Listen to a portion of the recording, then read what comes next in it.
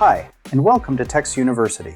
Today, we're diving into Sources in Knowledge Hub, your central place for adding and managing all the knowledge behind your AI-powered tools in Text app. You'll notice it includes 3 views: all, websites, and files. Each item in the list shows where your source is active, whether it powers AI agents, reply suggestions, or Copilot. To add a new source, click Add New Source in the top right corner. Then choose whether you're adding a website or a file. Let's start with websites.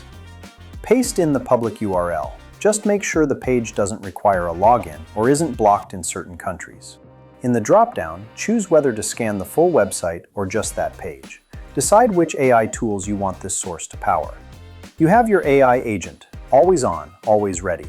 It can jump into chats from day one, understanding context, recalling past issues, and replying like someone who knows your business inside and out. Then there's reply suggestions, real-time prompts that can show up mid-chat to help agents reply faster, with accurate answers pulled straight from your content. And finally, Copilot, your personal AI assistant built into Text app. It answers questions, explains how things work, and finds info from your docs right when you need it. If needed, set preferences like auto-updating the content every 30 days. And that's it. Click Agree and Add. Keep in mind, uploading your website might take a bit, depending on your site's size. To upload a file, click Add New Source again and select File. You can upload anything from product manuals to policy documents. Copilot supports PDFs, Word, PowerPoint, spreadsheets, and text files.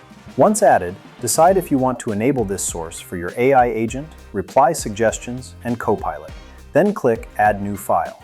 These sources will power the entire suite of AI tools inside Text app. Let your AI tools do the heavy lifting. Smarter replies, faster support, all powered by your own content. See you in the next one.